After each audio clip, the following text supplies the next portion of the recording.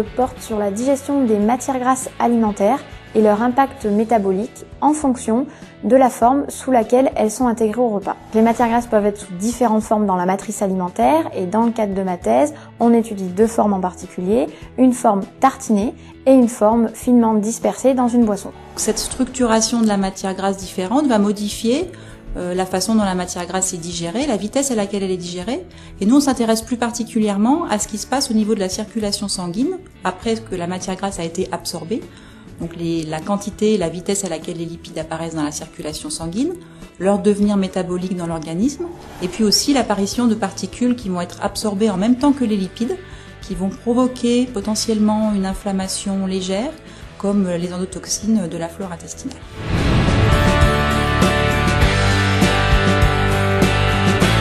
L'objectif principal de ma thèse est d'étudier à la fois chez des sujets de poids normal et chez des sujets obèses les conséquences de la digestion de matières grasses qui est consommée soit sous une forme tartinée, soit sous une forme finement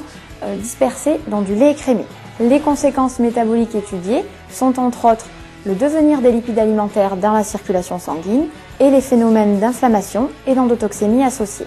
D'après la bibliographie et nos premiers résultats, nous savons que les personnes obèses ont plus de mal à oxyder les lipides alimentaires, c'est pourquoi elles les stockent plus vers le tissu adipeux. Et il semble que l'ingestion de matières grasses sous forme plus finement dispersée va favoriser l'oxydation de ces lipides au détriment de leur stockage. Nous espérons que les résultats de la thèse de Cécile Worst permettent d'apporter des nouveaux éléments, en particulier aux industriels de l'agroalimentaire, pour mieux comprendre comment est-ce que la formulation des matières grasses dans les aliments va influer sur certaines de leurs propriétés sur la santé. Un des résultats, une des applications possibles de ces études à plus long terme, ça pourrait être le design de formulation d'aliments adaptés pour certaines catégories de population plus ou moins à risque métabolique.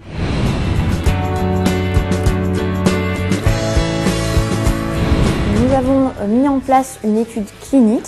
c'est-à-dire que des sujets volontaires viennent ici au Centre de recherche en nutrition humaine réaliser des journées d'exploration métabolique au cours desquelles ils vont consommer les petits déjeuners tests à base de matières grasses laitières. Ensuite, au cours de ces journées, on va suivre les différentes étapes de digestion et cela, il y a plusieurs moyens, notamment des prélèvements sanguins pour suivre le devenir des lipides alimentaires dans le sang et suivre aussi l'apparition de marqueurs d'inflammation ou d'endotoxémie. En parallèle, nous réalisons des collectes d'air expiré et des mesures de calorimétrie indirecte afin de caractériser l'oxydation des lipides alimentaires, c'est-à-dire leur utilisation par l'organisme pour en extraire l'énergie au détriment de leur accumulation dans le tissu adipeux.